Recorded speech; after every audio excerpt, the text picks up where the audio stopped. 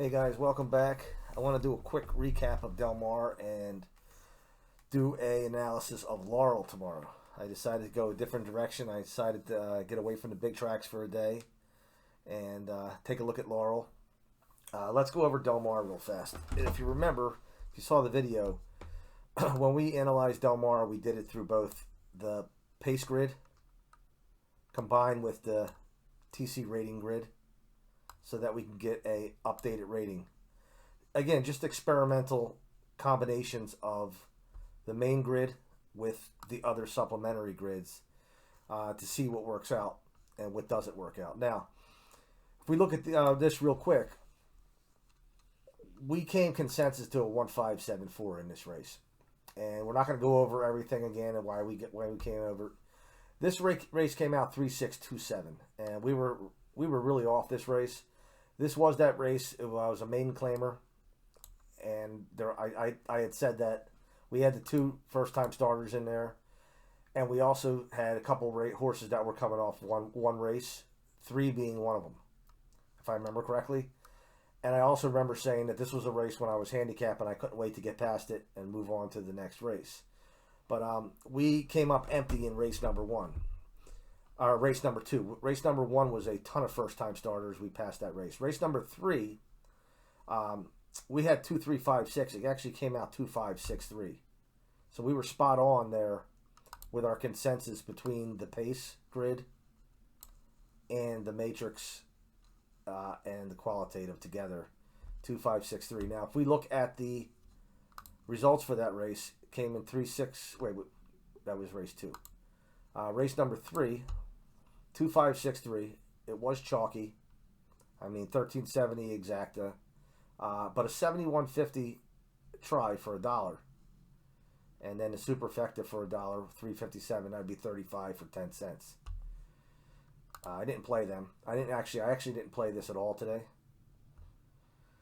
Delmar, 4th, is 1623. Okay, we had 2.635, so this was a case, and there was a couple cases like this where we nailed the 2nd, 3rd, and 4th, but we didn't have the winner. The one horse wins this race. 623 comes in 2nd, 3rd, and 4th. If I remember correctly, the one horse, I think, paid okay. Yeah, 1740. 1623. So if you're playing the race a little bit differently and like the one for whatever reason and played them over top of these horses, here, you got yourself a nice exacta try, whatnot. That's if. Delmar 5th. This is the one where, we did hit through value. It wasn't our top play. It was our second play, but the 6th horse did win the race. It paid 26.40.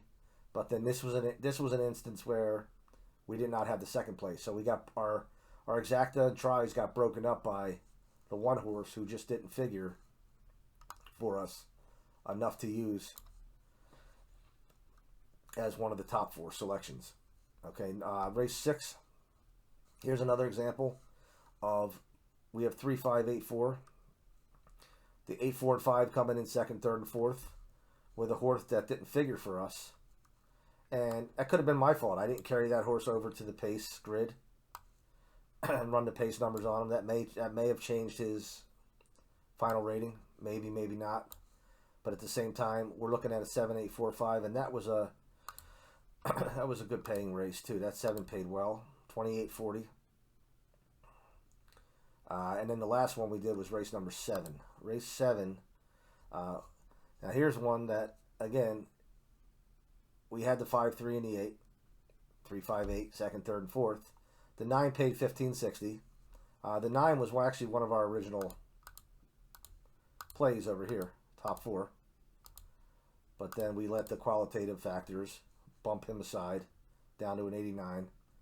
He was still worthy of running pace on. And when I ran pace on him, it knocked him out even more.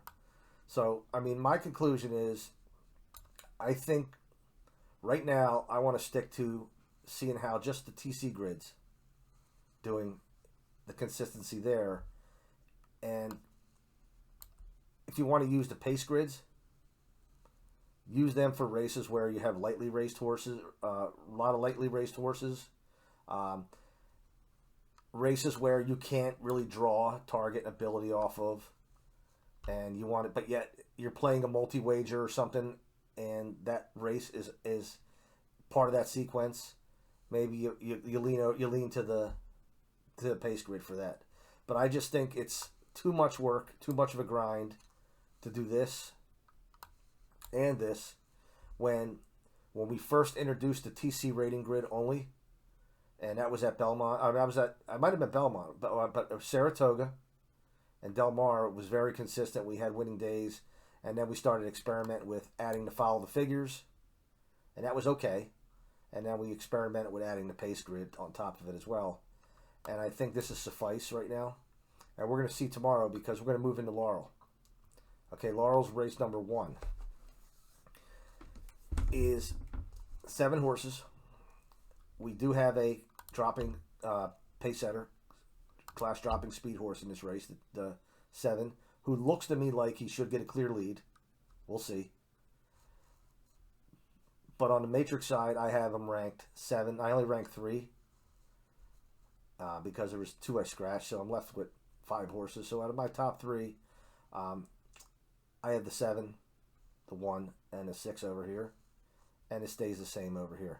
Not a whole lot of qualitative stuff, and you'll see on the day there wasn't a whole lot of qualitative stuff to make note of. But I like the 7-1-6 in race number 1.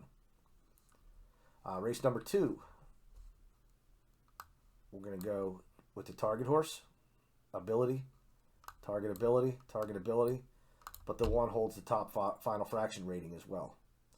So the 1 over here would be my obvious top play. But when I add in the factors over here, I see this 4 horse getting bumped up to an 84.5. He was an 83.5 over here, so these 2 were interchangeable. I went 4-1-3-2. Could easily be 1-4-3-2. My hopes is the horse with the higher value wins the race anyway.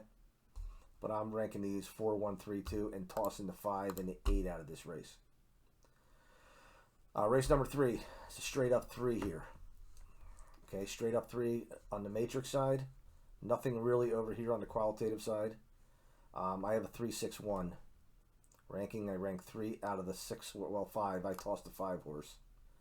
So the 5 horses that I left as contenders, I ranked the top 3 as 3, 6, and 1. And I think I am going to play an early multi tomorrow, whether it be a pick 5 or a pick 4. And I'm going to take my shot with singling that 3 horse in that race. We could take a look at it real fast. Let me blow this up. And let's get to the right race. We're way down here on the bottom now. And that was race 3, yeah. So the 3 is a 9-5 favorite. And let me make sure I'm looking at the right race. Yes, the 3 horse. Okay, we're going to go back to the first race. We see this 7 on the class drop.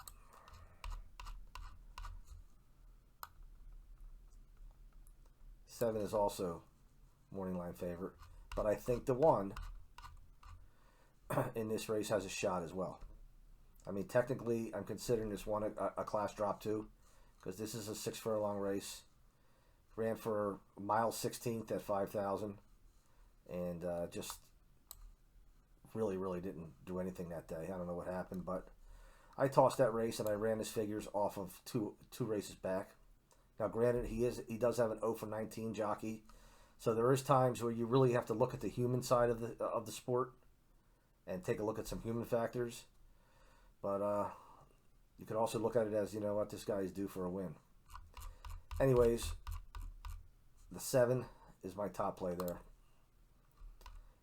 Race number 5. Race 5, I tossed the 6 and the 7. I have another standout here, the 7 horse in race number 5. No, the 5 horse, I'm sorry. The 5 horse in race number 5, 5-2-1-3, and we'll take a look at that horse, or that race.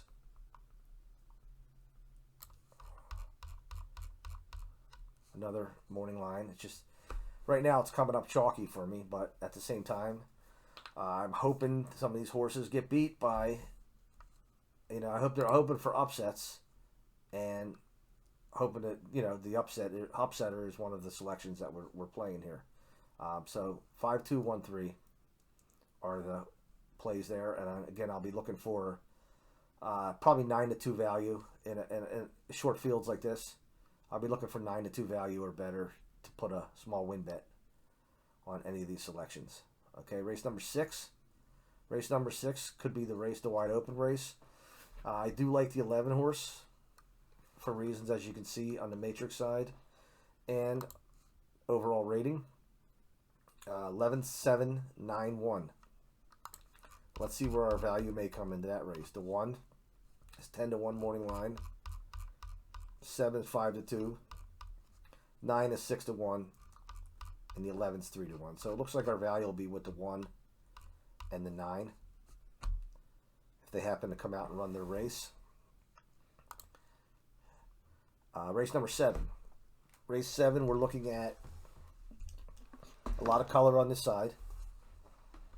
I did narrow it down to 3 horses over here because I didn't want to separate. I couldn't separate the 2 and the 4, so I figured I'd let this side do it. And once we were finished, I ended up going with the 4 horse. That was simply because of the trainer notation. And this 2 horse here received a -1 for a class drop, but I'm going to show you why. If I go to the 7th race, this is a $48,000 allowance. We're looking at horses coming out of allowances. This is an open company. Most of these allowance runners have been running in restricted company, such as with the R's here. But we also have a few horses that you can consider a drop down, because this optional claimer here at Laurel, 62.5, was actually open company. But this 2 horse is the only horse coming out of a maiden claiming race. So it's going against a lot better competition today. They do have the 7 to 2 morning line. But I gave him a -1 on that class, just to help separate a little bit. And what I did was I came up with the 7, 5, 3, and the 4 as my 4 plays. If we look at those plays, 3 is 3 to 1 morning line, 4 is 6 to 1, 5 is 6 to 1, and the 7 again is a 7 to 5 morning line. So my grid is pointing me to chalk, but at the same time it's also pointing me to some a little bit of value if we can upset that chalk. And then finally, race number 8, the 5 horse stands out for me on the matrix side. And with the help of the qualitative notations here, we have an 81.3 top rating, 5.763 in race 8. And we'll take a look here at the 5. 5 is 7 to 2. And what was that? 5.763? Yeah. 7 is 3 to 1. 5 to 2. 4 to 1. So I wasn't able to really come out with any balloon, potential balloon payouts as far as the wins go. But who knows what happens in the verticals? Anything can happen on the bottom, underneath, and anything can happen in the win spot too. Like I said, hopefully, if the chalk doesn't win, hopefully one of our value selections does. All right, thanks for tuning in, and I'll talk to you soon.